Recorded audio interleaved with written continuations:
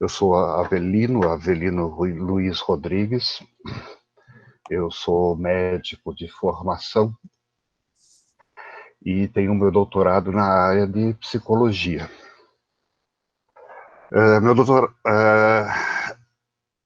E eu faço parte, integro o departamento de psicologia clínica lá da Universidade de São Paulo, muito em cima dessa minha formação, né? Formação em medicina, doutorado em psicologia. E tem uma área que eu me dedico, né, exploro tanto a questão da pesquisa, mas como da intervenção clínica nos pacientes, onde essa interação mente-corpo, ela fica bastante evidente. Queria contar para vocês como é que surgiu essa ideia. Algum tempo atrás, eu fui convidado a fazer parte do programa Autoestima. E da maneira como foi me apresentado o programa, ele estava sendo elaborado de uma forma que pudesse contemplar a formação, e essa formação incluísse a parte técnica, a parte teórica, a parte prática, e também contemplasse também a pesquisa. Ou seja, está transmitindo conhecimento, mas também está construindo algum conhecimento. E dessa forma surgiu a ideia do curso Somatização, Teoria e Prática. Eu gostaria, né, que o professor Alan e o professor Marcelo, por favor, se apresentassem. Correto. Obrigado, professor Avelino. Boa noite a todos. Somos 15 pessoas neste momento. É um prazer estar aqui com vocês. Meu nome é Alan Felipe, podem me chamar também de Alan. Eu sou o tutor do curso Somatização, Teoria e Prática. Vou acompanhar o andamento do curso com vocês. Atualmente estou fazendo o doutorado em Neurociência e Psicologia no Instituto de Psicologia da Universidade de São Paulo. Não vou falar muito, passo a palavra ao meu amigo, professor Marcelo Henrique. Olá, boa noite a todos, sou o professor Avelino, a Alan, demais presentes aqui que estão chegando, né? É uma satisfação enorme poder participar desse curso. Eu sou Marcelo Henrique Silva, né? Sou integrante do Laboratório Sujeito e Corpo, coordenado pelo professor Avelino, né? Luiz Rodrigues. No laboratório, nós realizamos diversas atividades, né? Com base no que o professor acabou de colocar, né, apresentar para nós. Eu sou graduado agora, terminei minha pós-graduação em Neurociências, pelo Hospital das Clínicas da Faculdade de Medicina da USP aqui de São Paulo, né, e vai ser um prazer acompanhar vocês nesses dias, nesses cursos aqui. Muito obrigado aí pela participação de todos. Obrigado, Marcelo e Alan. Gente, eu acho que vocês têm a notícia, têm a informação, acho que, mas de qualquer forma, acho que é oportuno a gente estar lembrando, né, que o curso de somatização, ele tem fundamentalmente duas pernas, né? Uma das pernas são as aulas teóricas, que vão acontecer de 15 em 15 dias, ou seja, temos uma aula hoje, outra aula dia 24, e assim por diante, né? Essas aulas teóricas, né, elas teriam um tempo total de 2 horas, mas é evidente que a gente não vai sacrificar vocês dessas 2 horas, né? Nós teremos uma aula nos primeiros 45, 50 minutos, abrimos espaço para a gente conversar, fazemos um intervalo, depois damos uma segunda aula que vai seguir os mesmos parâmetros. A outra perna, que eu acho fundamental, que são as supervisões clínicas. Para as supervisões clínicas, nós vamos ter uma equipe de supervisores que vão abrir a possibilidade, a gente está conversando sobre a prática clínica que está implícita nesse curso, E nós vamos conversar mais detalhadamente sobre as supervisões, né, no próxima terça-feira, no dia 17. Só antecipando, né, que o grupo vai ser dividido, né, a turma vai ser dividida em vários grupos, para que a gente possa estar trabalhando de uma maneira mais produtiva. Quero informar também que vocês vão receber no transcurso do curso vídeos mais curtos, vídeos complementares sobre as informações que estão sendo passadas, né? Textos complementares, leituras e assim por diante. Eu pediria agora ao professor Alan que fizesse uma pequena explanação, uma panorâmica sobre o site, né, educamais.univesp.br, porque vai ser um canal importante de comunicação entre vocês e o corpo docente. Alan, por favor. Obrigado, professor. Exatamente, pessoal, vocês devem ter recebido o meu e-mail, né, através da plataforma. É uma plataforma bastante prática, eficiente, bem organizada. Basicamente, nós temos a aba dos módulos, onde nós vamos inserir os conteúdos das aulas, os vídeos complementares, referências adicionais. Inclusive, alguns materiais dessa nossa primeira e segunda aula já estão inclusos, como a referência bibliográfica principal e particular, né? Adicional e principal. Alguns já têm o link direto para os artigos, tá bom? E nós temos a outra aba, que é a discussões, onde está o nosso fórum. Nós gostaríamos de estender as nossas conversas, né, pelo fórum, porque aqui, infelizmente, não tem como todos terem a palavra, né? Temos o tempo limitado. Porém, através do fórum, nós podemos nos apresentar, colocar perguntas, fazer inquirições, adendos, reflexões, tá bom? A gente vai se comunicar praticamente pela plataforma. Ok, professor? É o necessário. Ok. E aí vocês vão encontrar lá na plataforma, né, os 4 módulos que compõem o curso. Esse primeiro módulo agora inicial, que vai participar eu, Marcelo e o Alan, né, vai contemplar a somatização, seu histórico, fundamentos e conceitos, e vocês vão entender por que é importante ter esse primeiro módulo de estar nos situando perante o fenômeno da somatização. Vamos ter depois um segundo módulo, somatização na perspectiva neurocientífica, a professora Marinês Cardoso, que vai coordenar esse módulo. Ela é professora lá do Instituto de Ciências Biomédicas, lá da USP.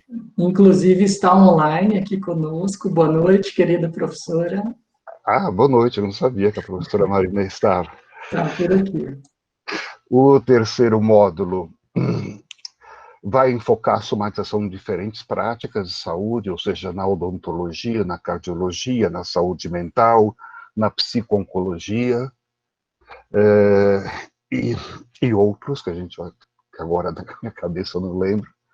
E, por fim, o módulo de somatização, intervenções e procedimentos. Que aí vão ser aulas mais específicas sobre possibilidades de intervenção, técnicas a serem empregadas nos pacientes altamente somatizados e assim por diante. É claro que isso tudo já vai ser visto, vai ser observado, vai ser discutido nas supervisões, tá? Mas abrir um espaço para que determinados temas, determinados tópicos de intervenções e procedimentos nesses pacientes é bastante oportuno. Logo de início, é importante que eu coloque que, para nós entendemos a somatização como um fenômeno que vai expressar essa unidade biopsicossocial. Né? Por isso que contempla-se, né, as questões psicológicas, questões da neurociência envolvidas no processo, questões psicossociais envolvidas no processo de somatização. Veja, é procurar transmitir para vocês esses fundamentos. E que esse fenômeno vai se expressar, principalmente, nesses esforços de adaptação que resultam em sofrimento psíquico frente a situações reais ou simbólicas. E isso é bastante importante. Tá? E que vão, portanto, se expressar, evidentemente, predominantemente pelo corpo, através dos processos corporais. Tá? Na verdade, a somatização é um termo tão popular quanto ambíguo e muito, muito mal definido. Estava lendo ontem no jornal, no estado de São Paulo, né, que estava se utilizando o termo somatização na expressão verbal, né, de uma determinada situação de tensão, né, o que não corresponde exatamente às definições, vamos dizer assim, mais técnicas. De forma que a gente pode perceber que a concepção de somatização, não vou falar nem em definição, a concepção é uma verdadeira torre de Babel. A verdade é que isso não ocorre, não ocorre à toa. Né? Todo o conhecimento que vai se situar, né, na fronteira de diferentes saberes, ou seja, por exemplo, conhecimento da psicologia social, né, o conhecimento da psicossomática, né, ela vai procurar entender e integrar saberes como das ciências biomédicas, das ciências sociais, das ciências humanas, como da psicologia, nas mais diferentes vertentes que nós podemos encontrar na psicologia, né? Desde as correntes da psicologia fenomenológica, da Gestalt, da TCC, teoria cognitivo comportamental, da psicanálise nas suas mais diferentes vertentes. E é claro que se você for olhar o fenômeno através da sua vertente, você vai poder iluminar uma parte desse grande campo de conhecimento que a somatização está inserida. Né? Então, se eu ver da perspectiva mais das teorias do estresse, por exemplo, eu vou iluminar uma parte do conhecimento coerente com todas as teorias do estresse. Se eu for olhar pela perspectiva das teorias psicodinâmicas, né, eu vou ter um outro foco, vai se iluminar uma outra parte desse campo de conhecimento. Né? Então, os diferentes focos vão iluminando partes desse campo. Mas podemos também, né, colocar esses holofotes em lugares estratégicos de uma forma, né, que vá iluminar esse campo como um todo, e dessa maneira a gente poderá ter uma visão mais ampla desse campo do conhecimento, desse campo de prática, né, que é denominado de somatizações. E vocês vão perceber que no decorrer do curso, vocês vão receber informações de diferentes vértices de observação desse fenômeno que nós denominamos somatização. Nós não vamos centrar-nos em apenas uma escola, né, em uma vertente, seja ela psicológica, ou seja, das ciências biomédicas, ou das ciências socioantropológicas, ok? Lembrando isso, é sempre oportuno lembrar, porque a questão da somatização ela tem estado cada vez mais frequente nos meios, né, de promoção e atenção à saúde. E lembrando um comunicado que a Organização Mundial de Saúde enviou há alguns anos atrás, alertando por uma multiplicação de doenças que emergeriam fundamentalmente decorrentes dos transtornos da interação do ser humano com seu ambiente social, psicossocial. Ou seja, a interação do ser humano, esses esforços de adaptação do ser humano às situações de trabalho, às situações da família, às situações do seu grupo social, estariam gerando determinados conjuntos de sinais e sintomas, né, que teriam, então, como expressão básica, né, através do corpo, manifestação básica através do corpo. E eles vão mais adiante, eles alertam que seria a razão mais frequente das consultas médicas, Tá? E apresentam algumas estatísticas. Ou seja, que 30% a 50% das regiões mais desenvolvidas, ou mais industrializadas, ou economicamente mais bem estruturadas, as razões de consultas médicas decorriam dessa situação. Né? E em regiões menos industrializadas, menos organizadas socialmente ou socioeconomicamente, né, a razão das consultas decorrentes dessas dificuldades de adaptação do ser humano o seu ambiente psicossocial, giraria em torno de 15% a 25%. Dá para a gente olhar para esses números, fazer uma série de críticas a respeito deles, porque esses 15%, 25% que surgem nas regiões menos desenvolvidas, é porque você tem um número enorme de doenças decorrentes, né, péssimas condições higiênico-sanitárias e assim por diante. Né? Se você fosse poder, né, varrer esse campo, tirar esses fatores do adoecer, né, das péssimas condições higiênico-sanitárias, sem dúvida, esse número apareceria muito maior. E aí eu gosto muito de uma fala do professor Lenart Levy, do Instituto Karolinska, onde ele diz: o ser humano é capaz de adaptar-se a um ambiente desfavorável, mas essa adaptação não acontece impunemente. Então, o ser humano é capaz de habitar o Saara, as estepes russas, a Antártida, né? Como pode habitar Londres, Nova York, inclusive São Paulo, mas nesse esforço de adaptação ao ambiente a qual o indivíduo está situado, sempre se vai pagar um preço por esse esforço de adaptação. E esse esforço de adaptação vai surgir, muitas vezes, sob a forma de somatizações. Alan, você podia pegar agora o gancho. O gancho. Belíssima explanação, professor. Adoraria escutar o pessoal nesse momento. Vamos deixar as perguntas para o final da apresentação, tá bom, pessoal? Antes da gente fazer o intervalo. Vocês podem fazer suas colocações, adendos ou questionamentos, tá bom? Professor, obrigado. Deixa eu abrir o meu PowerPoint.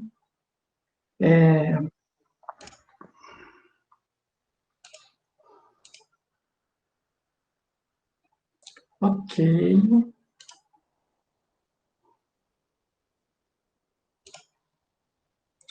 Vocês estão vendo corretamente? Uhum. Ok. Bom, pessoal, o professor falou que a somatização ela participa de um conjunto de fatores, né? Dentre eles o ambiente com seus processos de adaptação, né? O que me lembrou de imediato algo muito importante, uma característica fundamental do nosso cérebro, que é a capacidade de se adaptar a quaisquer ambientes, né? Isso acontece através do processo de neuroplasticidade.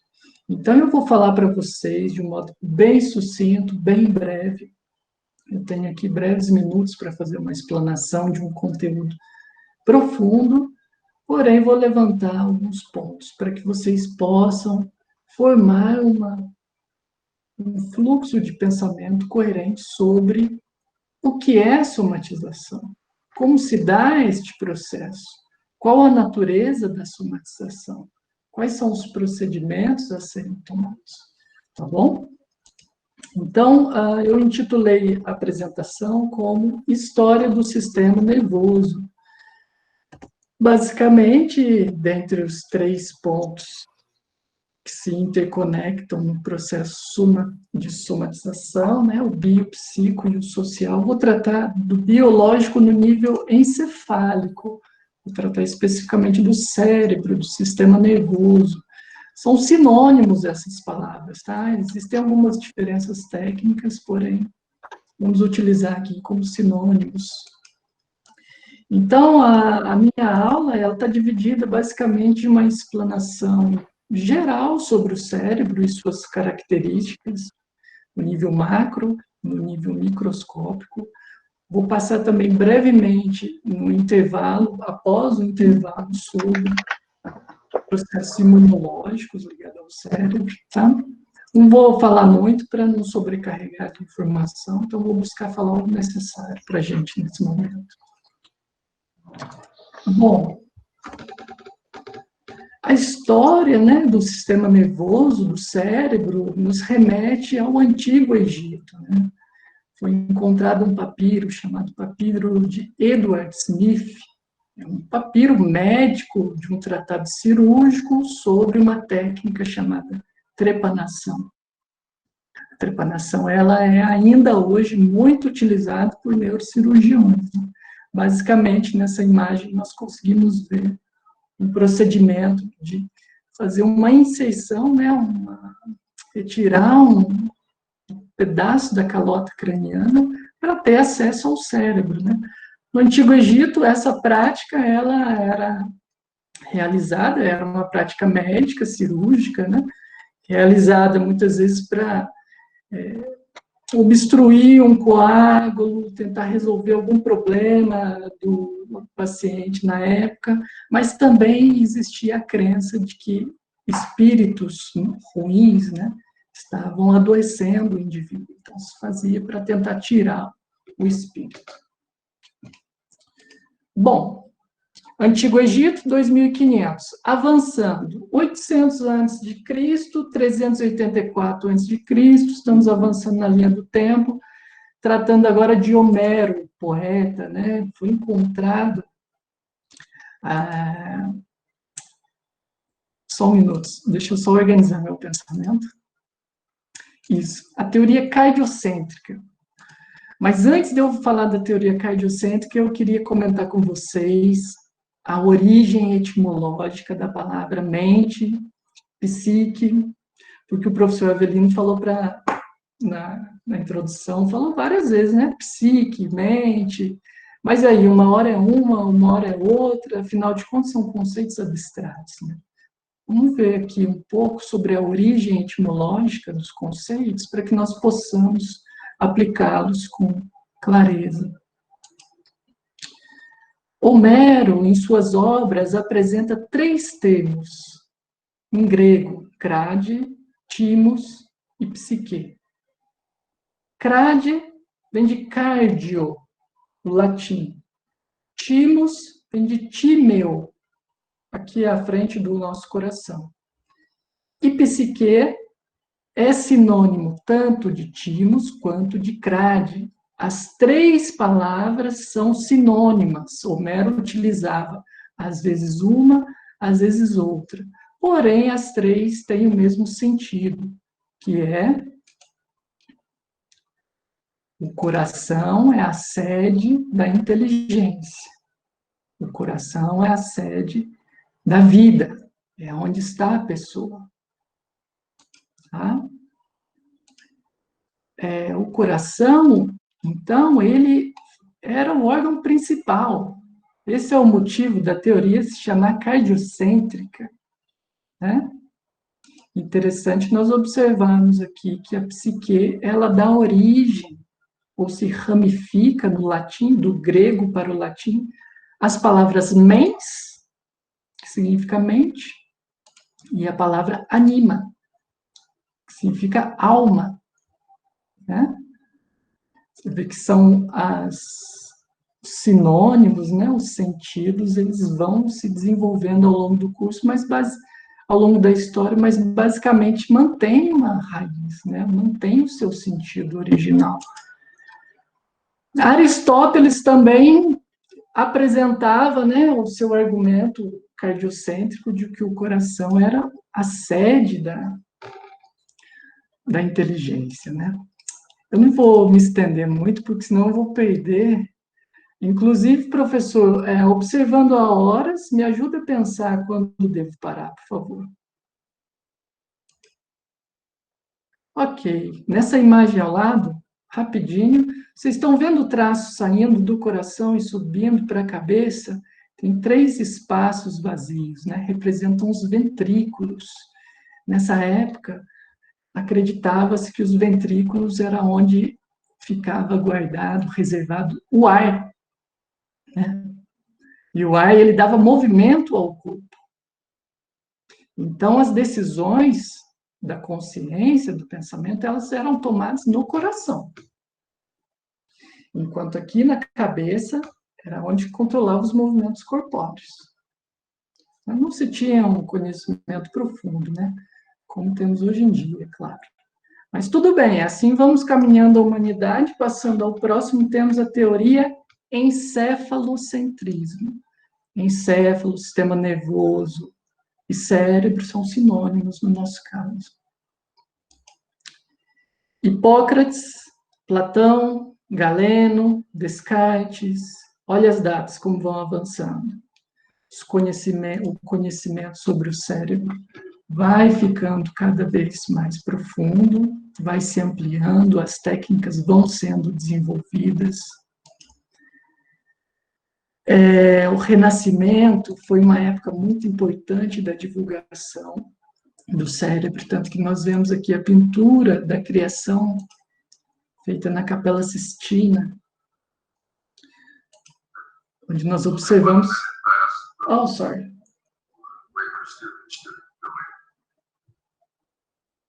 Nós observamos aqui onde está a imagem do Criador, a forma anatômica do cérebro, né? Porém, ao lado, olha só que diferença, ao lado nós observamos,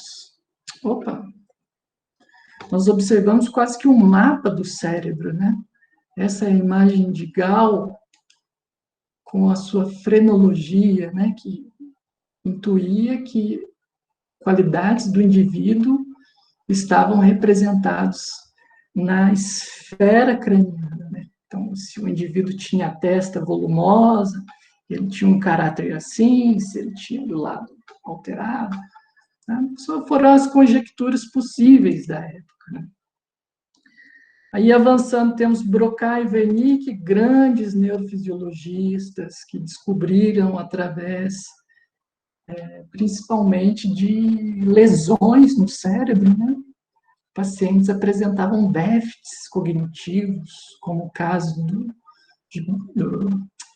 paciente Tantan, né? Chegou para o professor Broca, havia atravessado uma barra de ferro, foi retirada, porém lesionou a área do cérebro. E a área lesionada acabou limitando os processos da linguagem. Essa área atualmente é conhecida como área de Broca, porém tem seus nomes técnicos, e dentro dessa área também existem sub-áreas. Em 1934, chegamos ao pai da neurociência moderna, o espanhol Santiago Ramón y Cajal. Com o avanço da microscopia e com algumas técnicas em conjunto, foi possível observar com maiores detalhes a anatomia dos neurônios. Cajal, gentilmente, né, fez uma licença poética e chamou os neurônios de borboletas da alma, né? Diz que talvez algum dia descobriríamos como ela causa como posso dizer, este universo, né? Que no caso são os processos mentais, né? Os processos mentais, no nível mental. Bom, Santiago Ramón Cajal, considerado o pai da neurociência moderna, chegamos à década do cérebro, século 20, 21. Belíssimas imagens, feitas por técnicas avançadas que nos permitem visualizar níveis, visualizar detalhes, visualizar áreas que nossos amigos anteriormente não tinham. Porém, graças aos esforços deles, nós hoje em dia temos acesso com muitos detalhes, uma riqueza de detalhes, porém com muitas limitações. Muitas limitações. Essa primeira imagem, nós estamos vendo uma ressonância magnética funcional. Nós observamos com clareza a área enrugada do cérebro, o córtex, observamos a medula espinhal ligada ao tronco encefálico, né?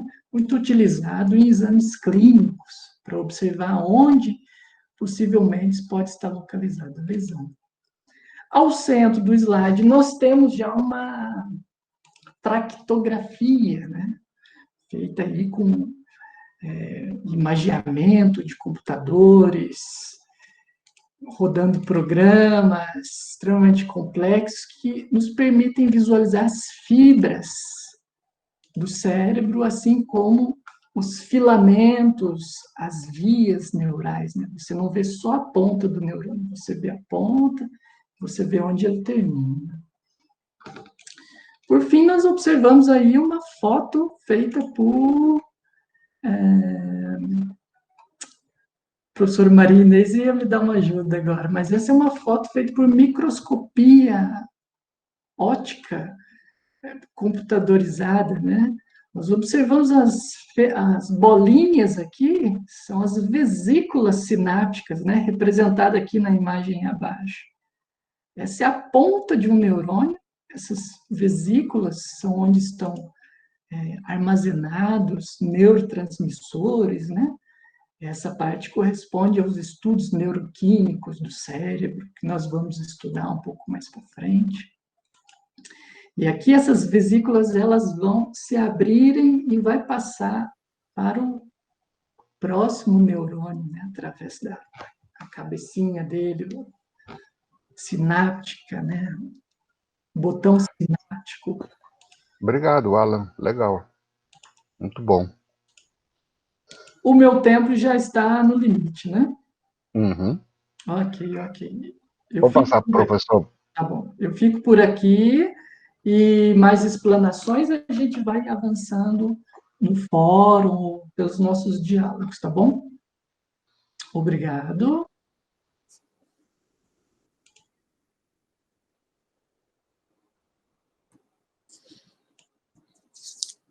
Olá, boa noite. Darei continuidade à nossa aula de hoje. Vou compartilhar com todos vocês o tema do qual eu irei tratar agora. Vamos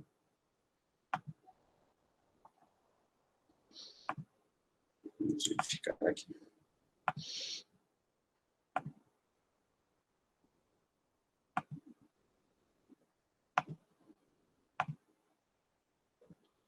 Acho que todos estão acompanhando.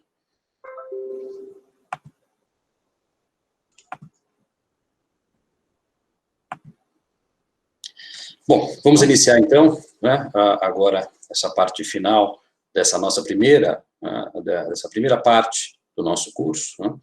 Nós vamos falar nessa parte sobre a perspectiva neurobiológica das emoções e somatização, e um pouco de história das emoções humanas, né, os conceitos e definições. Bom, a história das emoções, né, é algo, eu diria que não é nada fácil, né, mas as emoções vêm sendo muito mais estudadas nos últimos 20 anos, aproximadamente, nas últimas 2 décadas, né, de forma geral, pela ciência. Né. Antigamente, a psicologia, principalmente a psicanálise, né, e algumas outras áreas do conhecimento, estudavam os mecanismos emocionais com diversas informações sobre o que seriam as emoções, né, o que faria com que os homens, ou as pessoas de forma geral, manifestassem determinados comportamentos com base em estímulos que recebiam do ambiente. Então, alguns nomes, né, alguns conceitos, né, algumas ideias sobre emoções, por exemplo, né, nomes como alegria, tristeza, medo, nojo, raiva, né, sensações de bem-estar ou de mal-estar, ciúme, vergonha e culpa, dentre outras aspectos, né, dentre outros nomes relacionados às emoções, sempre tiveram uma certa controvérsia ao longo do tempo. Ou seja, o que seriam as emoções? Como as emoções poderiam impactar na geração de comportamento? Qual a relação emocional nas manifestações corporais, no universo psíquico? As emoções teriam conotação física, mental? Nós vamos estudar um pouquinho disso agora, esclarecer algumas dessas ideias nesta parte específica. Pois bem, muitas pessoas estudaram o universo emocional, e não só as emoções.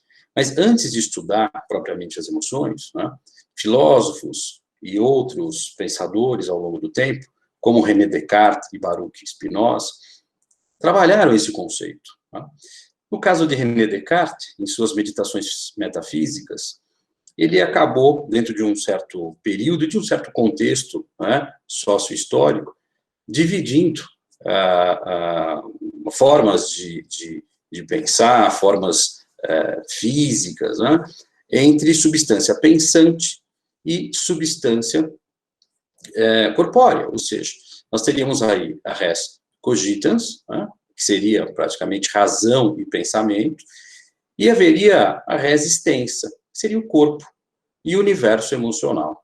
Ou seja, há uma clara divisão entre corpo e mente. Mas veja, essa divisão, né, na visão de René Descartes, tinha toda a sua fundamentação à época, ainda nós temos um pouco do resquício desse conhecimento, né, da influência desse pensamento, né, do século XVI para o século XVII, né, mas havia essa divisão, né, ou seja, houve uma divisão entre corpo e mente, ou seja, o mundo físico, que era uma máquina, funcionava como uma máquina, e o universo mental, né, a substância que era pensante. Mas um grande pesquisador, eu diria, da época, né, Baruch Spinoza, disse, não, eu não vejo dessa forma. Né? Substância pensante, né, e a substância extensa, ou seja, corpo e mente, fazem parte da mesma substância. Não há essa separação. Não há essa dicotomia entre corpo e mecanismos mentais. Né? Também trouxe, obviamente, com base nessa ideia, de que razão e emoção pertenceriam a uma mesma natureza. Né? Isso foi, obviamente, uma ruptura, né, na época, entretanto, o que prevaleceu foi o conhecimento do René Descartes por diversas questões, que, num determinado momento, nós poderíamos até verificar.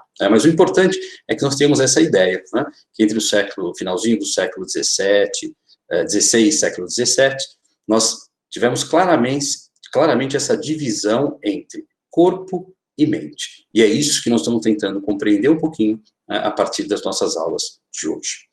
Um outro personagem, já, né, avançando aí mais ou menos um século, né, já no século XIX, foi Charles Darwin.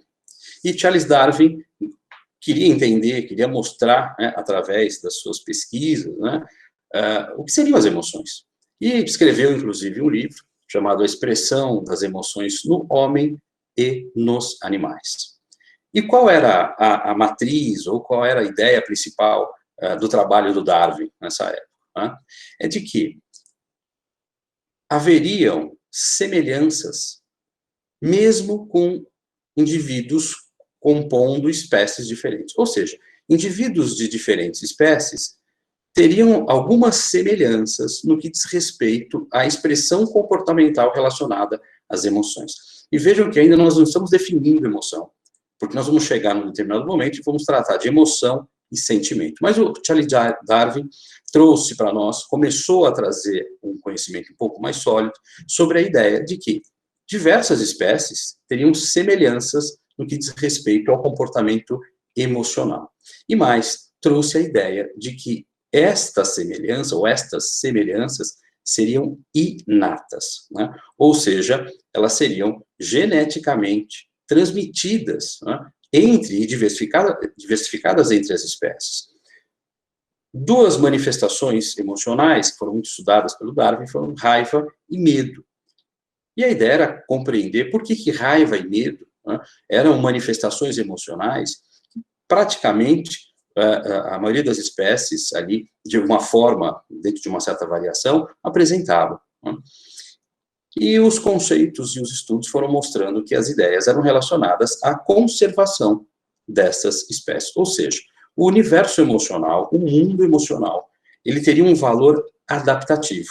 Ou seja, aquilo que nós começamos a ver um pouquinho com o professor Avelino, né, o professor trouxe muito bem para nós, o Alan trouxe em relação aos aspectos neurobiológicos, né, nós podemos começar a compreender que o que nós chamamos de emoção, ou de emoções, tem valor adaptativo. As emoções, raiva, medo e diversas outras formas de emoção que nós vamos ver agora, elas têm um valor, um aspecto de sobrevivência. O universo emocional, ele contribui para que nós possamos nos adaptar ao meio, ao contexto. É lógico que se nós pensarmos, não é, no conhecimento emocional há 200 ou 300 anos e como o nosso sistema funciona hoje, como o nosso corpo, como o nosso cérebro, não é, que faz parte de todo um contexto que nós vamos falar agora, como tudo isso, todo esse mecanismo emocional é importante para nós. Mas, ao longo do tempo, também foram surgindo muitas teorias sobre as emoções, porque a ideia era compreender, ok, sabemos que existem as emoções, mas o que fazem essas emoções? Como as emoções podem ser melhor estudadas? Não? E uma das primeiras teorias, já no finalzinho do século XIX, foi trazida pelo William James, né, um psicólogo norte-americano, que é a teoria da retroalimentação periférica. Então, eu peço a vocês que, nos próximos 3 slides, prestem atenção nessa mudança de conhecimento sobre os mecanismos emocionais, porque nesse slide, nessa teoria trazida pelo William James, nós temos aqui um estímulo emocional, pode ser qualquer agente ou qualquer estímulo externo, por exemplo, logicamente também pode ser um funcionamento mental, né? Mas para o William James havia aqui um processamento que basicamente era num nível do córtex sensorial e no córtex motor com uma resposta corporal. Ou seja, recebo um estímulo, há um processamento no córtex do cérebro, a parte motora, né, determina uma determinada manifestação corporal, e essa resposta corporal também é sentida com base num mecanismo de feedback, e de alguma forma, o que ainda não era muito estudado, né, poderia emergir algo que começava a ser pensado como sentimento.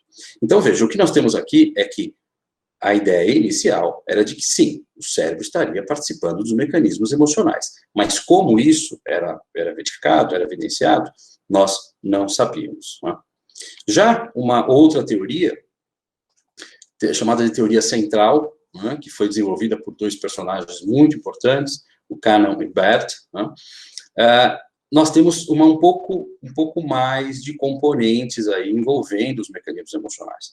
Então, o estímulo emocional, ele já ingressa, né, no nosso corpo, ingressa pelas vias sensoriais, passando, né, através dos sinais eletroquímicos, por outras áreas do cérebro. Então, pelo tálamo, né, pelo hipotálamo, encaminhando informação para o córtex cerebral, né, e também com uma resposta corporal.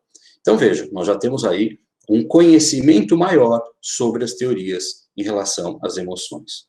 Uma terceira, e que até hoje ainda é muito estudada, né, seria o circuito de Papez. James Papez, em 1937, amplia o conhecimento do William James, do Cannon e Bert, né, e traz para nós uma ideia de que muitas outras regiões do nosso cérebro estariam envolvidas no mecanismo emocional, ou seja, as emoções afetariam ou passariam por diversas regiões, gerando um determinado impacto muito maior do que nós imaginávamos num primeiro momento. Né? E ainda, a ideia de sentimento, o conhecimento sobre o que seria o sentimento, não era muito bem compreendida. Né? Lembrem que, apesar de nós estarmos em 1937, né, a visão do René Descartes, e não a do Baruch Spinoza, ainda prevalecia, ou seja, a separação entre corpo e mente, ou seja, o universo mental, o universo psíquico, não era tão, não diria valorizado, mas não era tão estudado, porque os mecanismos, as formas de se pesquisar o universo mental ainda não eram tão elaboradas. Né? Pois bem, uma outra teoria, já um pouco mais elaborada, né, denominada de encéfalo visceral, para estudar as emoções, em 1950, do Paul MacLean, traz a ideia justamente, né, de que o encéfalo estaria claramente relacionado às emoções. Né. Num primeiro momento, qual foi a ideia do Paul MacLean? Então, ele uniu o conhecimento do denominado lobo límbico, que foi trazido pelo Paul Broca, né, ou seja, ele dizia que algumas áreas corticais estariam envolvidas, né, no funcionamento emocional. E ampliou esse conhecimento do Paul Broca, trazendo a ideia de sistema límbico, ou seja, áreas corticais, ou seja, mais superiores, né, no nosso cérebro, e regiões subcorticais, mais primitivas. Ou seja, havia nessa teoria do Paul MacLean uma clara relação entre evolução e adaptação, né, para compreender melhor a importância das emoções. Né.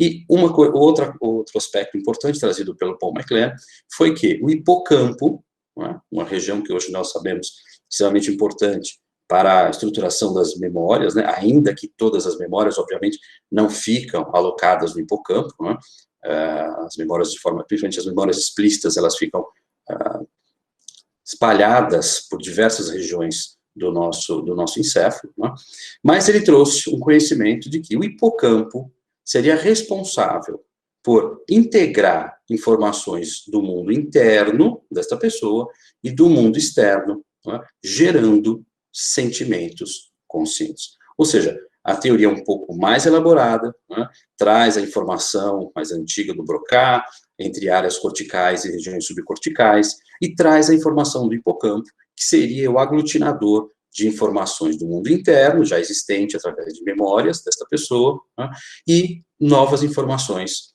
do mundo externo. Né. Já um pouco mais recente, nós também tivemos os estudos de grupos de emoções. E esses grupos de emoções foram muito bem estudados, não só pelo professor Antônio Damasio, mas como pelo professor Jack Panksepp, infelizmente já falecido, né, quando escreveu Neurociência Afetiva. Né. Mas, de forma geral, nós temos basicamente 3 grupos de emoções. Nós temos as emoções primárias ou básicas, as emoções secundárias e as emoções de fundo. As emoções primárias ou básicas são aquelas que foram trazidas já pelo Charles Darwin. Elas são inatas, têm valor adaptativo e, obviamente, são aquelas que nós conhecemos no nosso senso comum, no dia a dia. Né? Alegria, tristeza, medo, nojo e raiva. Né? Ou o nojo pode ser também trocado por repugnância. Já as emoções secundárias são as emoções aprendidas. Ou seja, elas são construídas nesta pessoa, né, em todos nós, com base nas influências do meio social, da cultura em que vivemos. Né? Por exemplo, um bebezinho de 6 meses, né, ele pode manifestar medo, mas certamente ele ainda não sabe o que é vergonha. Né? A vergonha vai ser um conhecimento que, ao longo do tempo, com base em diversas influências, ele vai introjetando, né? Ele vai assimilando. Então, emoções básicas ou primárias, as emoções secundárias, que são aprendidas, e aí é um terceiro grupo de emoções, que são as emoções de fundo, ou seja, são estados gerais de bem-estar e mal-estar. E esse grupo de emoções, né, essa parte das emoções, as emoções de fundo, elas estão relacionadas a um sistema denominado sistema interoceptivo.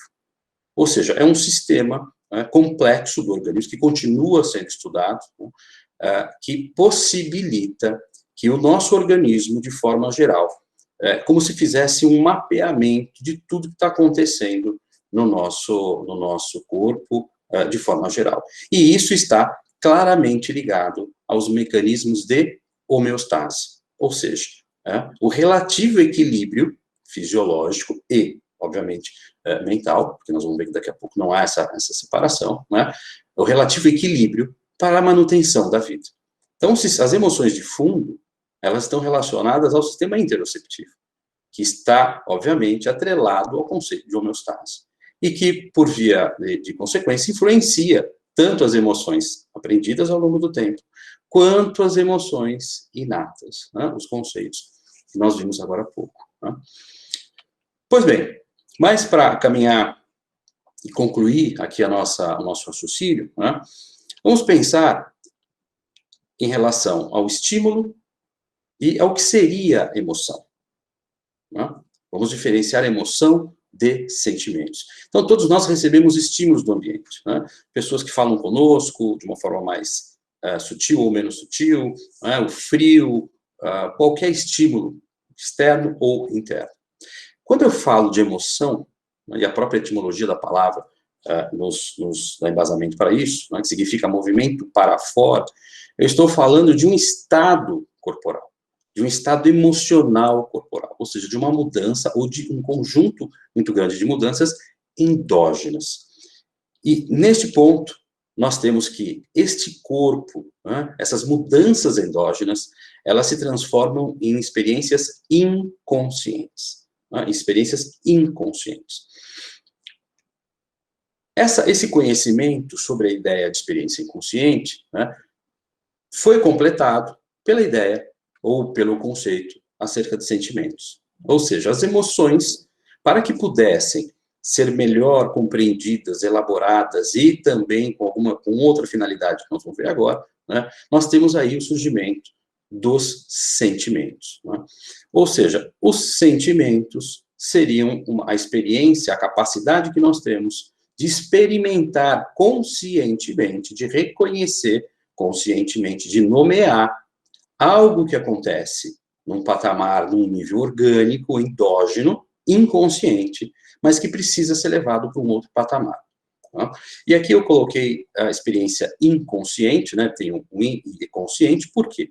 Porque mesmo que nós tenhamos conhecimento do que está acontecendo conosco, então eu reconheço que estou triste, eu reconheço que estou com medo, eu reconheço, né, que estou alegre.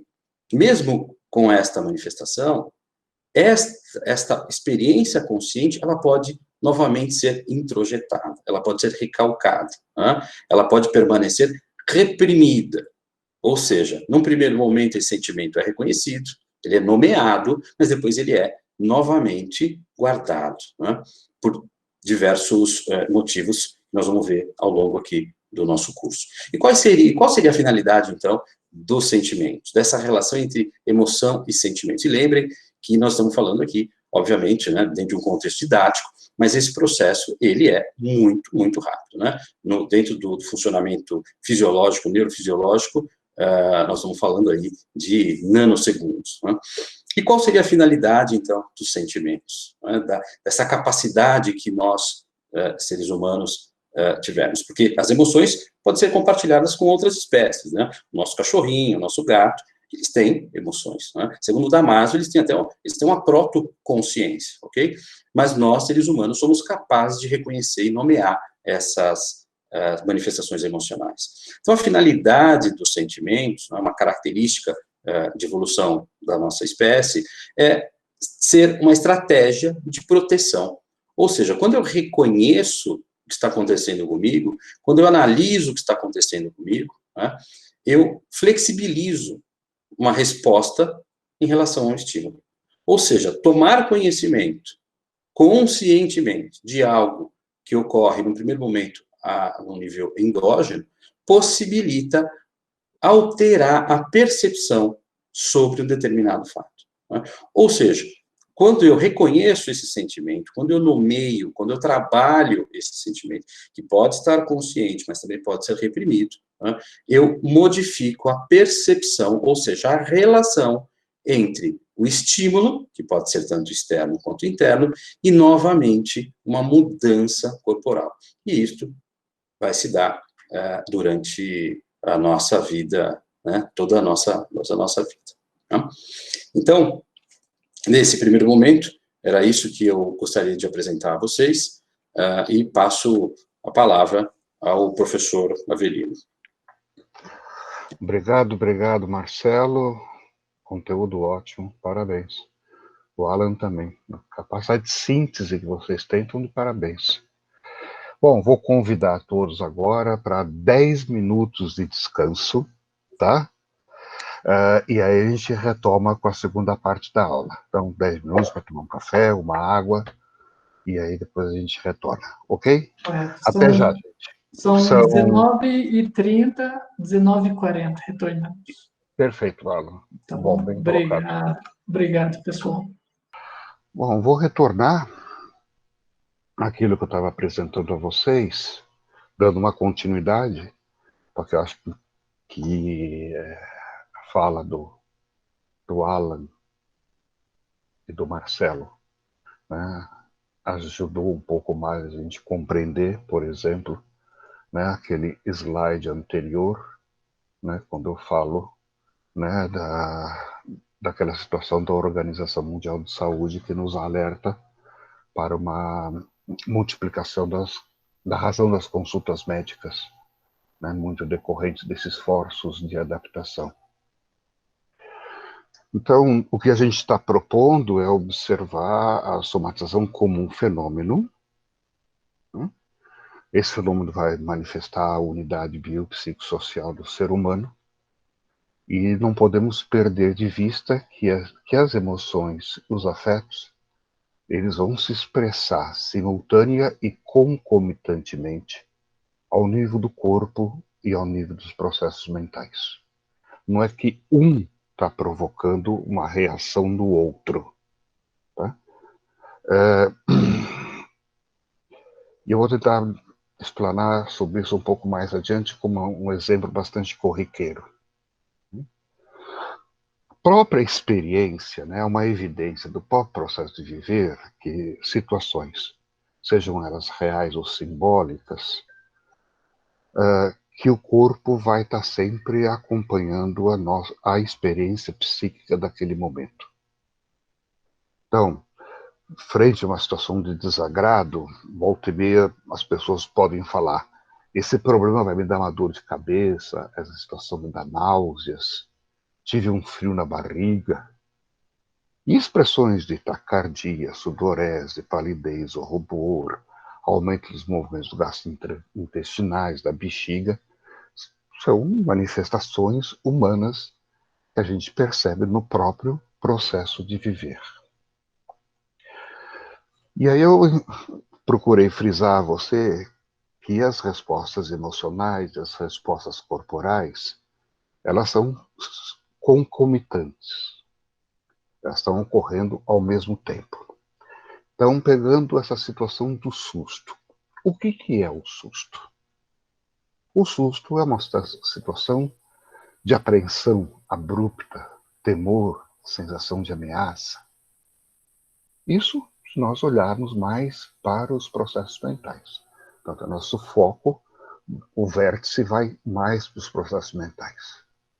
No entanto, se a gente olhar para o nosso corpo, numa situação de susto, vamos ver taquicardia, aumento da frequência respiratória, pode suar muito, né, nas axilas, tremor de extremidade.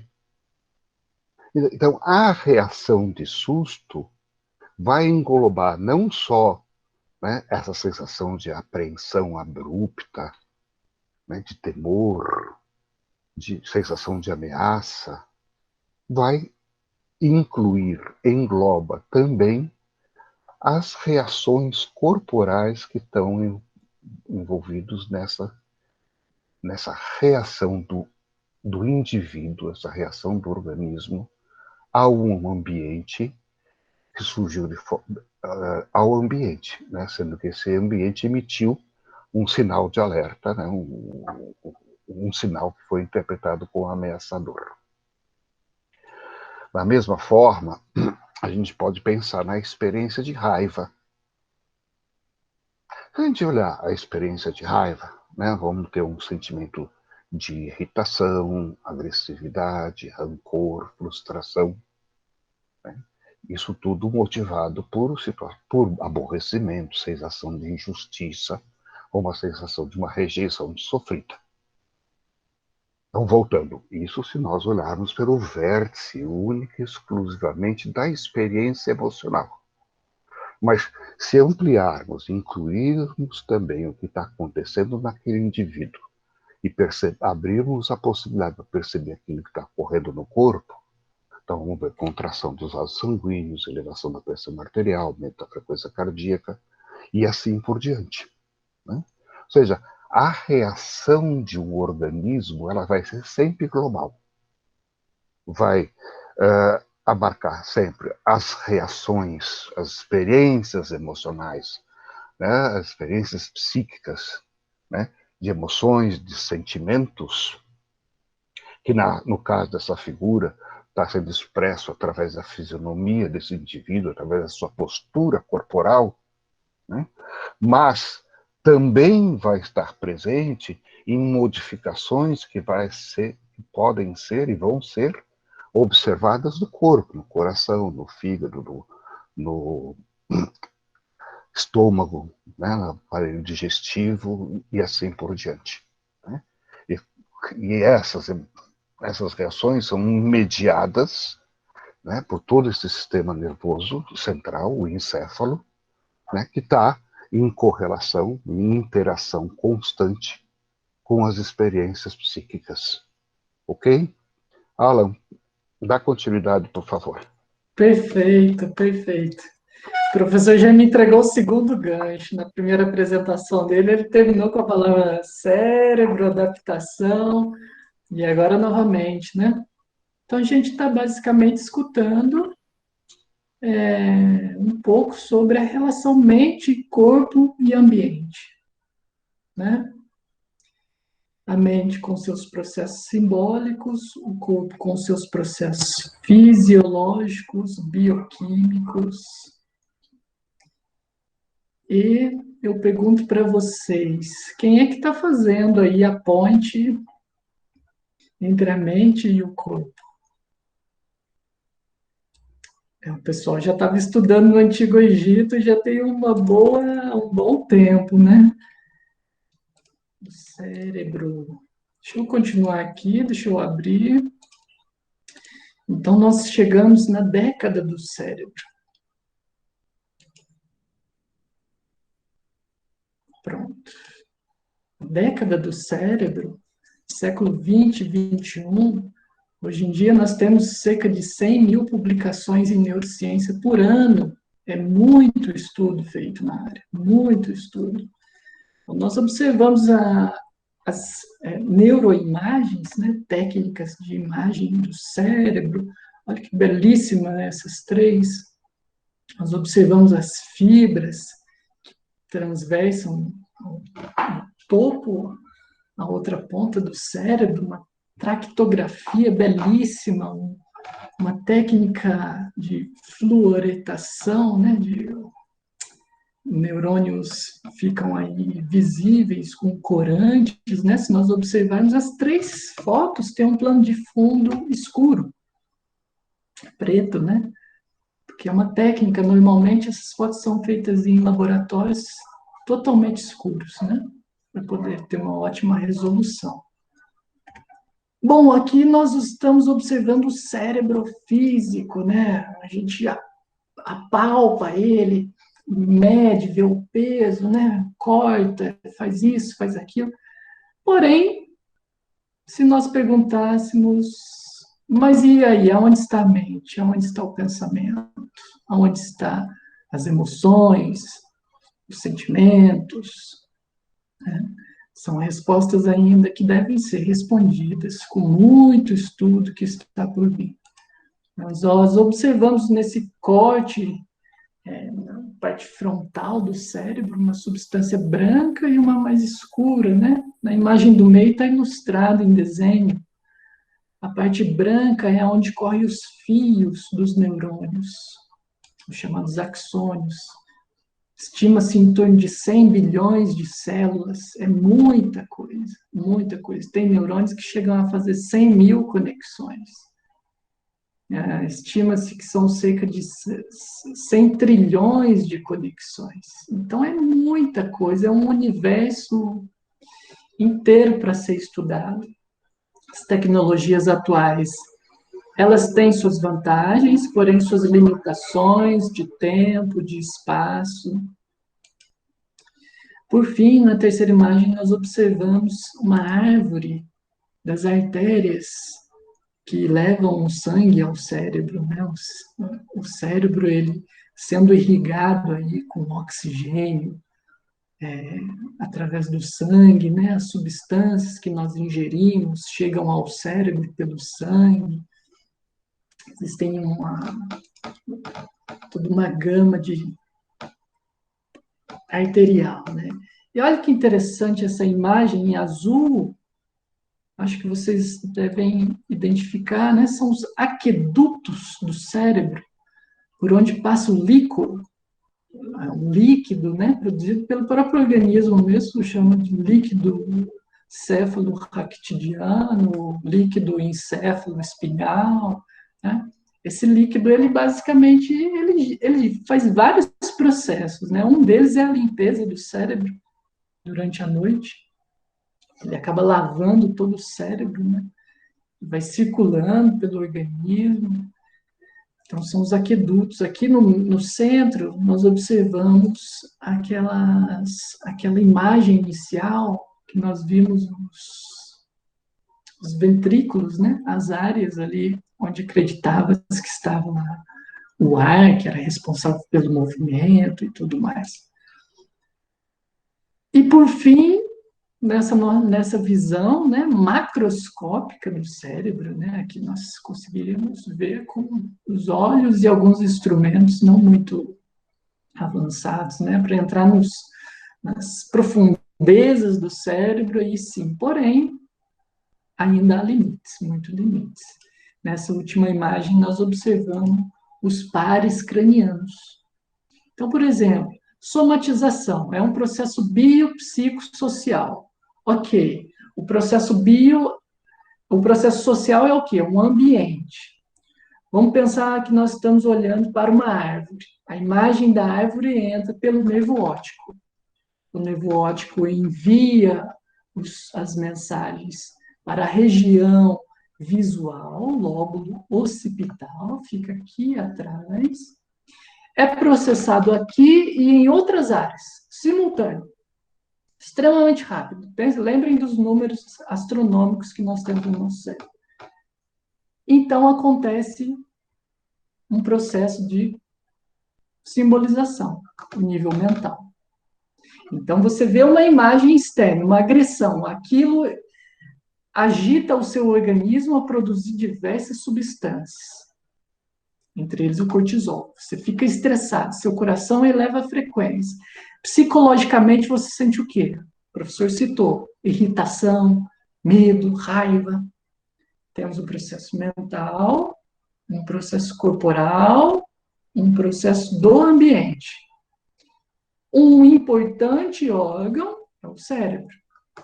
O cérebro, ele faz a união de todos os processos corporais, né? Ele vai liberar substâncias, vai controlar o batimento cardíaco, né? E a mente em paralelo, em conjunto, concomitante. Não devemos pensar que é causa e efeito. Estamos nervosos, logo meu coração dispara. Não. Estou nervoso, linguajar da mente, coração acelerado, linguajar do corpo, concomitante, ao mesmo tempo. Tá bom? Vou ficar por aqui.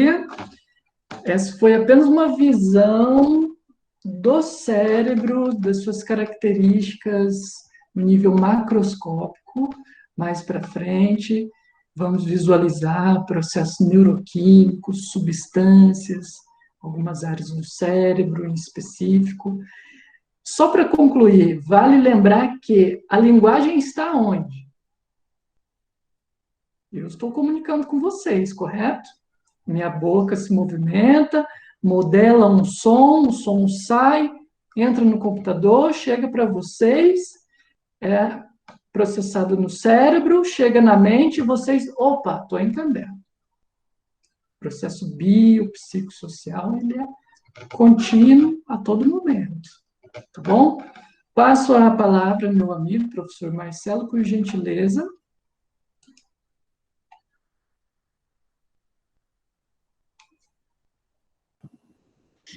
Well, obrigado. Vamos dar continuidade aqui. Vou compartilhar com todos vocês, então.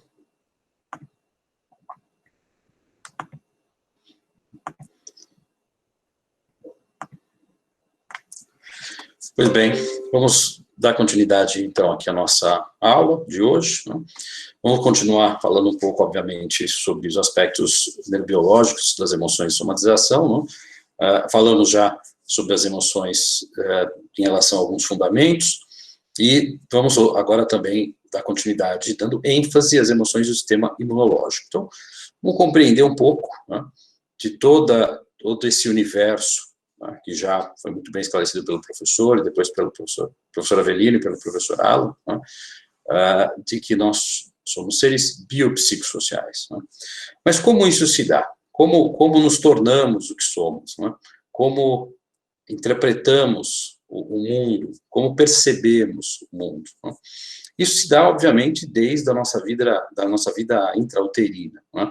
Mas para que a gente possa entender como nós construímos as nossas memórias, né? E, claro, evidentemente, as nossas memórias emocionais, nós precisamos entender como é que nós sentimos e percebemos o mundo. Né? Como é que isso se dá? Vamos imaginar que eu tenha aqui a separação entre essas duas falas, né, essas duas partes aqui específicas, né, daqui para cá, né, nós temos o corpo humano. Né? Então, nós temos o ambiente, que é representado por uma quantidade infindável, né, desconhecida ainda, de formas de energia, né, que representam propriamente o estímulo do ambiente. Né? Como eu faço agora? Eu falo com vocês, né, eu emito ondas mecânicas vibratórias que se deslocam pelo ar, vão chegar até a casa de vocês por conta de todo esse sistema tecnológico que está aqui.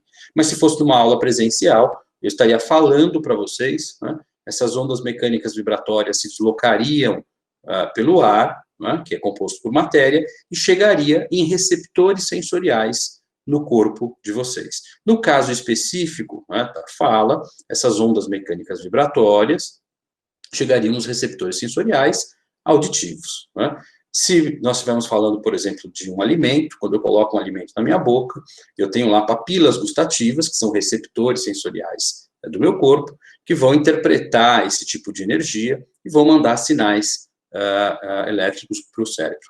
Então, nós temos energias, formas de energia do ambiente, né, físicas e químicas, que entram, na verdade, em contato com o nosso corpo, e temos ali os portais, né, que são os órgãos dos sentidos. E cada órgão do sentido, né, tem os seus receptores sensoriais específicos. Então, num primeiro momento, nós temos a convergência, né, ou seja, a conversão entre um tipo de energia do ambiente num tipo de energia que inicialmente o meu corpo começa a compreender o que é. Então, quando eu recebo do ambiente ondas mecânicas vibratórias se deslocam ali pelo ar e chegam em receptores auditivos, né, no sistema auditivo, eu transformo esse tipo de energia do ambiente num tipo de energia que o meu organismo começa a compreender. Resumindo, a linguagem do ambiente é diferente da linguagem que o meu encéfalo compreende. Né? E para isso nós precisamos basicamente de dois processos. Né? Nós temos aí um mecanismo de transdução, que é a fase inicial, né, de codificar, né, de transformar esse estímulo do ambiente num tipo de energia que o nosso organismo vai compreender, e no primeiro momento esse tipo de energia é um tipo de energia elétrica, e depois nós codificamos, né, o nosso sistema codifica esses sinais, o que nós chamamos de potenciais de ação. Né? Certamente o professor Alan vai falar disso um pouquinho mais para frente. Então, os potenciais de ação, né, que são sinais eletroquímicos, eles representam efetivamente os aspectos, ou seja, a informação do ambiente. Mas é um código, é uma forma de código, né? Uma determinada frequência, né, que vai chegar no nosso sistema nervoso central. Então, só retomando aqui, né? Lembrem, o que são os receptores sensoriais do corpo? São receptores que estão alocados nos órgãos dos sentidos, que permitem que formas de energia no ambiente ingressem no nosso sistema, né, no nosso corpo, ok? Então, quando esses mecanismos, né, possibilitam o ingresso desses potenciais de ação, obviamente, no nosso sistema nervoso central, nós temos aí o fenômeno que nós chamamos de percepção. Ou seja, a percepção, normalmente nós falamos que a percepção ela é uma gestalt, né? E a gestalt traz o conceito de que a soma é maior do que a soma das partes. Por que isso, pessoal? Porque quando eu codifico, quando eu transformo a linguagem do ambiente numa linguagem que o meu corpo começa a compreender, que o meu cérebro começa a compreender, eu tenho que lembrar que nós somos seres que vamos adquirindo e vamos criando memórias, né? Então, quando eu recebo um estímulo, esse estímulo, ele vai localizar padrões específicos de memórias que já existem em nós. Quando esse estímulo reconhece, ou quando esse estímulo, né, por sistemas bem complexos, ele é alocado ou ele se conecta com as nossas memórias já existentes, obviamente, eu tenho um fenômeno que eu chamo de percepção. E aqui eu faço uma diferenciação entre sensação e percepção.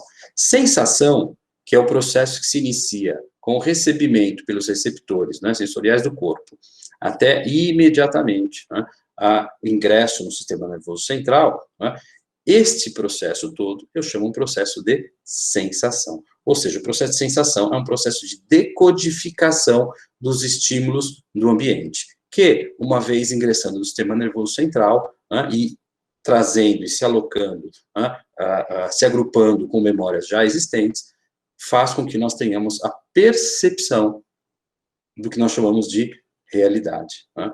Então, nós temos a ideia de que o mundo que nós chamamos de real, né, ele é bem diferente do mundo que nós percebemos. Ou seja, cada ser humano tem a percepção sobre estímulos do ambiente e sobre aquilo que lhe é peculiar, particular, de uma forma diferente, né?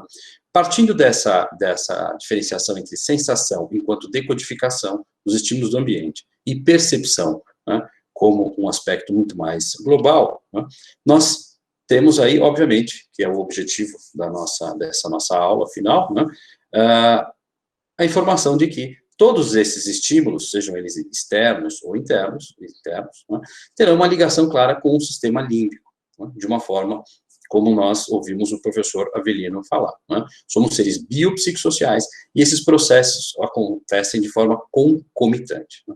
Num primeiro momento, nós tínhamos uma ideia, né, de que o sistema límbico, né, ele seria composto pelo córtex límbico, pela região aqui pré-frontal, né, onde vocês estão vendo, né, mais o lobo límbico de Broca, que eu disse na aula anterior, né?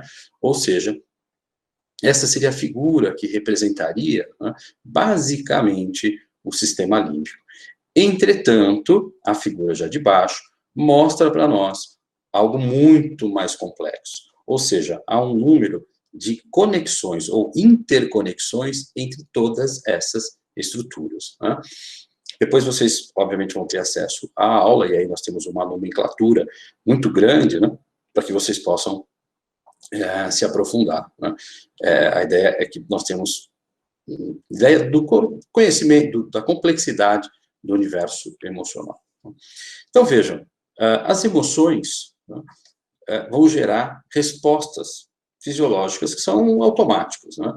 Nós não temos controle sobre as emoções, nós podemos tentar modular as emoções, mas não controlá-las, né? E essas respostas fisiológicas, né, elas, obviamente, vão ser concomitantes, né? Nós vamos ter as respostas, basicamente, encefálicas, né, mentais, cognitivas, né, como a atenção, né, os níveis de alerta, e, ao mesmo tempo, as respostas corporais, como vimos agora. Então, nós temos respostas endócrinas, né, nós vamos ter as respostas autônomas ou autonômicas, né, do sistema nervoso autônomo, e as músculo-esqueléticas, né. As endócrinas, nós teremos respostas onde teremos aí a produção de hormônios que serão lançados na corrente sanguínea, que chegarão a tecidos, né, órgãos, e também ao nosso encéfalo, né. As respostas autonômicas, né, ocasionadas pelo sistema nervoso autônomo, teríamos aí alterações, né, em todo o sistema de controle fisiológico, né, que corrobora o que o professor nos disse, né, ou seja, teremos alteração cardiovascular, né, frio na barriga, né, e as músculo-esqueléticas, o próprio comportamento, a manifestação de luta ou fuga, né? Ou seja, me deparo com uma situação, como aquela imagem que foi colocada para o professor, de pessoas levando um susto, né? E o que eu faço? Muda a minha expressão facial, eu não sei se eu luto, se eu fujo, né? O que eu faço em um determinado momento, né? Ou seja, nós temos expressões fisiológicas dos estados emocionais, né? E aqui, claramente, né, fica evidente para nós que as respostas emocionais, né, elas são concomitantes, ou seja, as manifestações cognitivas e as manifestações corporais ocorrem ao mesmo tempo. Tá? Uma peça-chave aí que foi muito estudada e continua sendo muito estudada, né, apesar de ser muito pequenininha, são duas, na verdade, seriam as amígdalas, né? Então, veja, quando nós recebemos estímulos do ambiente, ou mesmo pensados, né, ou gerados pelos nossos pensamentos, essa parte aqui, piquititica, né, que existem dos dois hemisférios, aqui nós estamos vendo o hemisfério direito, né, num corte sagital, né, mas nós temos a amígdala aqui e também temos a amígdala do lado esquerdo, né. Vejam só, quando um estímulo emocional, né, chega a uma pessoa, diversas regiões do cérebro são acionadas. Dentre elas, né, nós temos aqui uma peça-chave, que se chama amígdala.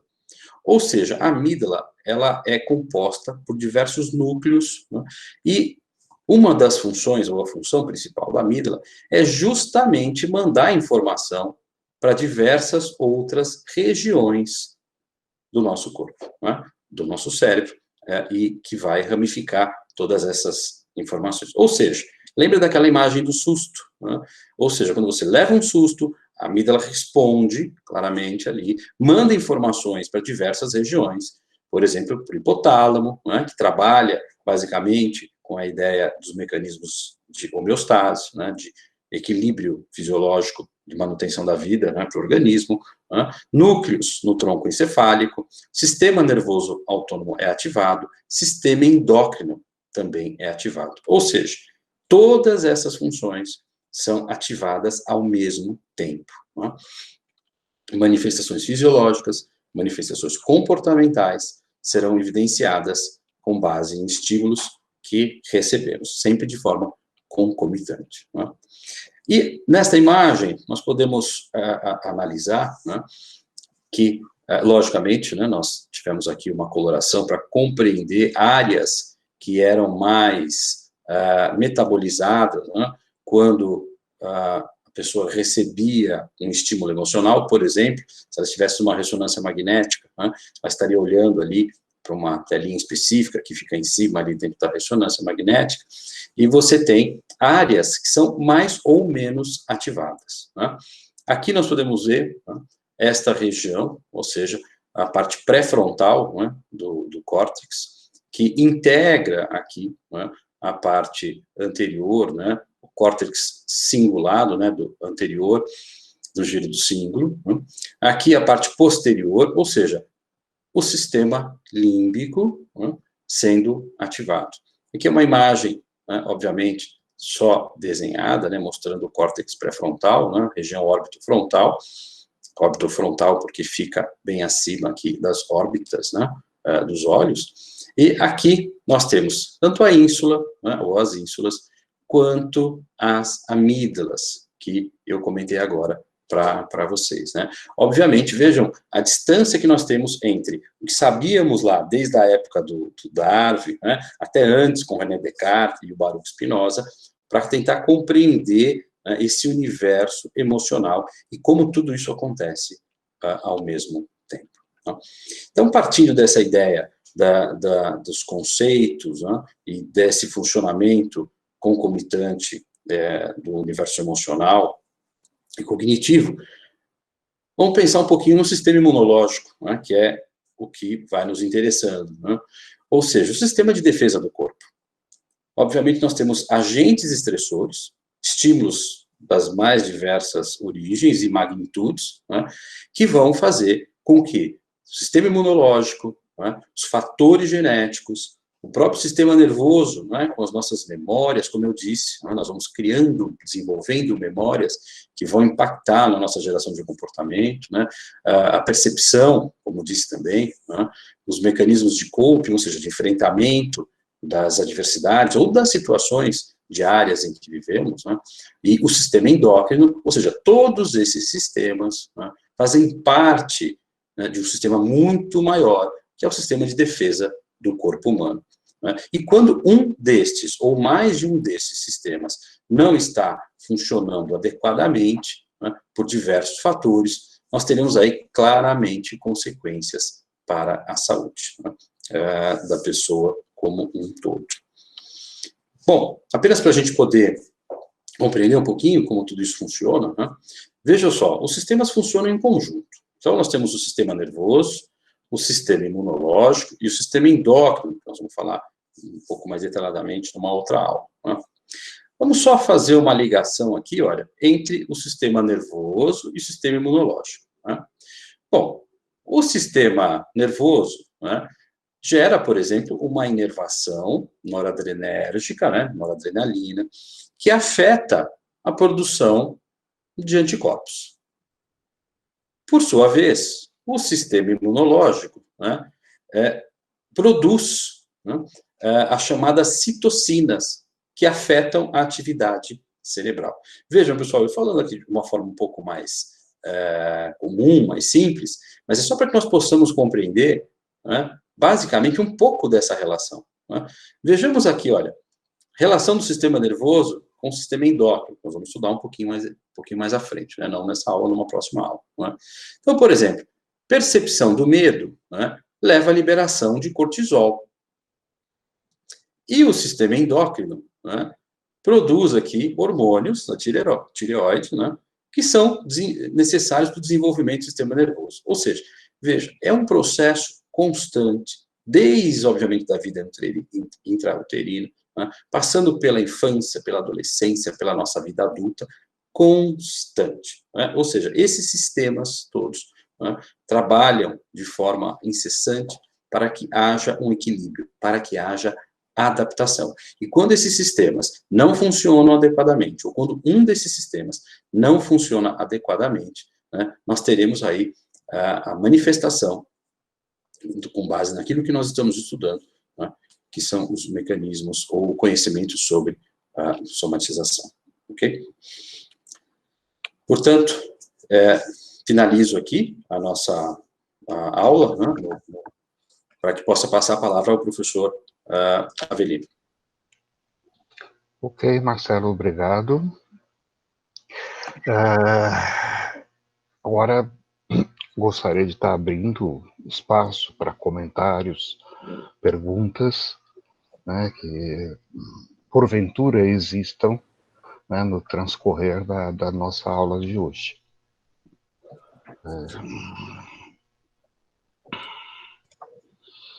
Correto. Só fazer um complemento, eu fui aqui buscar o nosso amigo aqui para participar da aula também, mas eu acho que o pessoal pode falar também, eu acho que, pelo menos para mim, ficou claro que existe uma relação aí dos três níveis, né? Mental, corporal e do ambiente, sendo que nosso amigo aqui faz a ponte entre o mental e o corporal, né? O que vocês acharam? Podem falar, não fiquem com vergonha não, tá bom? Só para também complementar, né, quando o Marcelo fala da percepção gestáltica, né, que é a soma das partes, né, é menor do que o todo, eu lembrei de uma formulação que diz, né, que 5 dedos não fazem uma mão. Né? Uma mão é muito mais do que 5 dedos. Né? Então, quando a gente está olhando o comportamento humano, a gente pode dissecar, né, todas as partes neurofisiológicas, neurobiológicas e assim por diante. Como vamos dissecar mais adiante também os processos psíquicos. Mas entender que nós não podemos reduzir, né, esse processo de viver, né, única e exclusivamente a experiência psíquica, a vida psíquica, como a gente não pode também reduzir, né, esse processo de viver às expressões corporais desse processo de viver. Né? Então, como tem a proposta do curso de apresentar uma perspectiva biopsicossocial, né? Estamos começando, talvez, com um enfoque mais acentuado nos aspectos neurobiológicos. Que o conteúdo dessas aulas, elas têm a função de estar apresentando a vocês, né, determinados fundamentos, mas também, de alguma maneira, estar preparando o terreno para o módulo seguinte, que vai falar da somatização de uma perspectiva da neurociência. Para que não seja necessário a professora Marinês ir aos fundamentos básicos, aí ela pode estar apresentando, né, o conhecimento já, né, sabendo que vocês tiveram as informações básicas, fundamentais, sobre os aspectos neurobiológicos.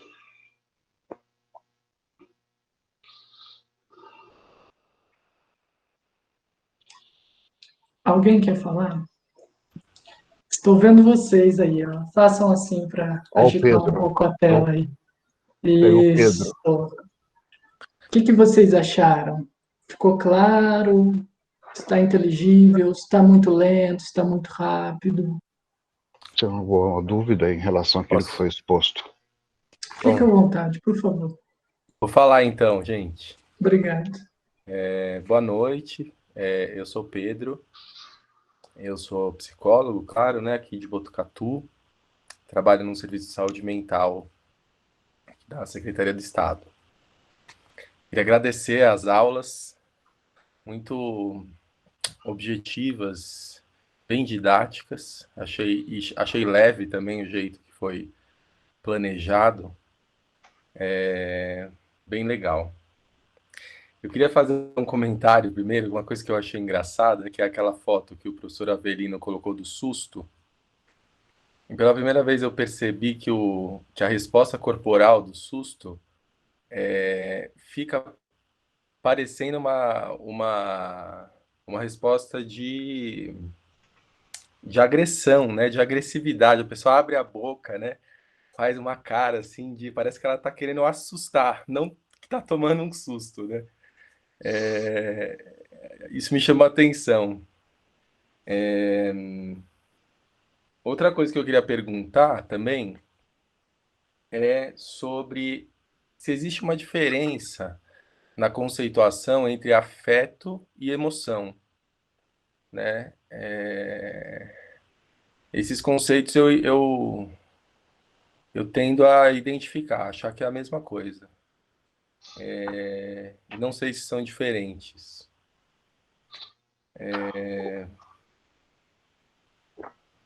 Eu acho que é isso, assim. Legal. Queria legal. dizer. Legal, obrigado, Pedro. O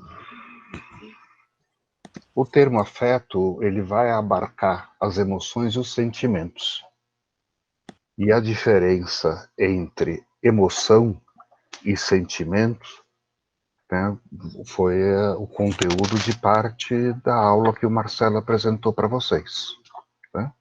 Mas quando a gente fala em afeto de uma forma geral, Pedro, a gente está incluindo tanto as emoções quanto os sentimentos, sem estar discriminando uma da outra. Ok? Interessante que a gente pode observar uma linha limítrofe, né? Uma fronteira entre o simbólico, sentimental, demanda elaboração pelas palavras, e o nível biológico, né? A pessoa está ali estressada, está correndo cortisol no sangue. No nível mental, ela teve uma frustração afetiva. Essa frustração afetiva, ela passa por todo um arcabouço de palavras. Então entra a nossa ferramenta, né? A ferramenta de vocês, psicólogos, a palavra, né? Que é assim, ela tem um acesso aos confins do universo psicológico, né? Pegando essa fala do Alan, ele me fez associar, né, que no início, vamos supor, início do século XX, se tentava fazer uma diferenciação entre a angústia real e a angústia simbólica, né? Então, a angústia real, surge um leão na nossa frente, né? E a angústia simbólica é algo que é sentido como ameaçador em função de um símbolo, né, que está posto no mundo externo ou mesmo no mundo interno, no nosso mundo Entendo. interno, O leão aparece na na cabeça, psicologia da pessoa. na cabeça. Né? Algumas pessoas carregam um leão dentro de si e estão sempre, sabe, muito atemorizadas, né? Ou sempre interpretando o mundo de uma maneira muito ameaçadora. Né? Correto. E como é que isso vai acontecer? Vai acontecer em função da história de vida de cada um. No decorrer do nosso desenvolvimento, nós vamos construindo formas de ser, de sentir, formas de raciocinar, formas de fazer. Tudo isso é construído na nossa biografia. Né? E é evidente que, em função dessas formas de ser, é que nós vamos interpretar, né, aquilo que é percebido como ameaçador. Né? Então, mais adiante no século XX, passou-se a não fazer tanto essa diferenciação em termos da angústia, porque ela, em última instância, né, a angústia vai representar a reação daquele indivíduo a uma situação percebida por ele como ameaçadora da sua homeostase psíquica, da sua homeostase física, né? Da homeostase corporal. Uhum. Tá?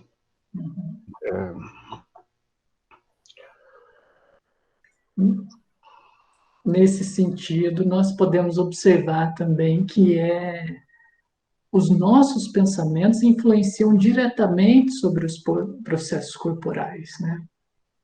Quando estamos simbolicamente em conflito no nível psi, descargas noradrenérgicas, tempestades de ocitocina são os termos, né? Acontecendo no nosso cérebro, o processo ocorrendo no organismo, a pessoa sente dificuldade de respirar, né? Então é quase que é um conhecimento integral sobre si, né?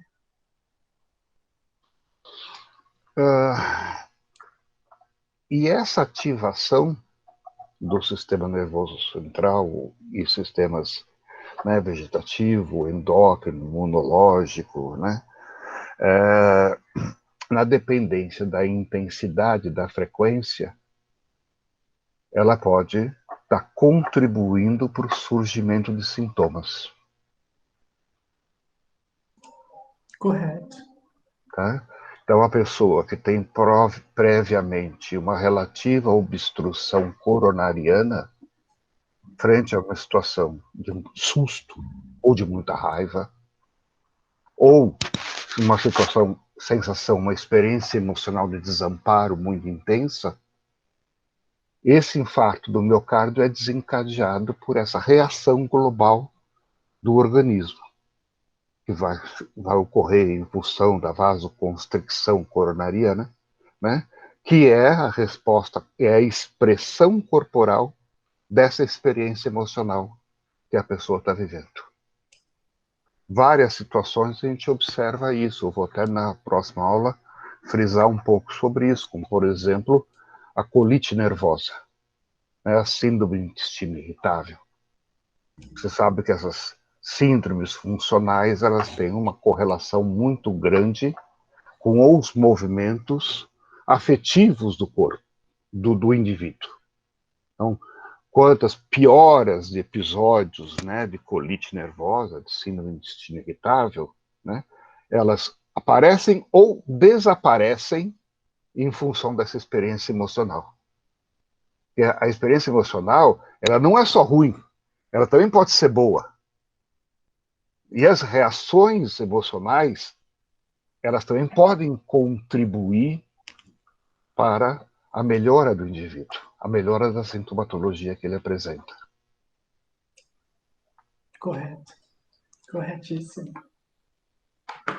Bom, são 20h29. Só, pera um pouco, Alan, eu só quero acentuar, sublinhar uma coisa, colocar em negrito, para o pessoal lá no site, né, do educamais.univesp.br, tem um site lá que é dos alunos, e que a gente tinha falado do início da aula, que a gente solicita que vocês façam uma breve apresentação de vocês. Isso. Porque isso Coloquem vai... a foto, fala um pouco da biografia profissional. Tá? Da formação profissional. Isso, Porque importante. Isso são informações significativas para o corpo docente. Algo, inclusive, que a professora Marinês voltou a assinalar aqui agora há pouco. Ok, gente? Sim, correto. Tá bom? Corretíssimo. O Pedro já sei que é psicólogo. Nos encontramos daqui 15 dias, dia 24, às 18h30, nesse mesmo link. Nos comunicamos pela plataforma da Univesp, tá bom? Pode falar, professor. E no dia 17, né, que será a aula inaugural que vai tratar e organizar a questão das supervisões. Supervisões, correto. Vocês vão conhecer, pelo menos, parte do corpo docente que está envolvido com as supervisões e vamos organizar como é que a gente vai funcionar, passar para vocês como é que a gente esboçou o funcionamento das supervisões. Ok? Correto. Okay. Tá? Okay. Bom. Ficamos por aqui. Ficamos. Uma boa noite para vocês, boa semana. Voltamos Obrigado pela presença. Espero que partam satisfeitos, né? Ou pelo menos com um pouco de fome de conhecimento aí, para a gente continuar digerindo, né, esse universo da somatização, tá bom? Um abraço, pessoal. Muito obrigada a todos. Bom descanso. Tchau, um abraço, boa noite a todos. Boa noite. Um abraço.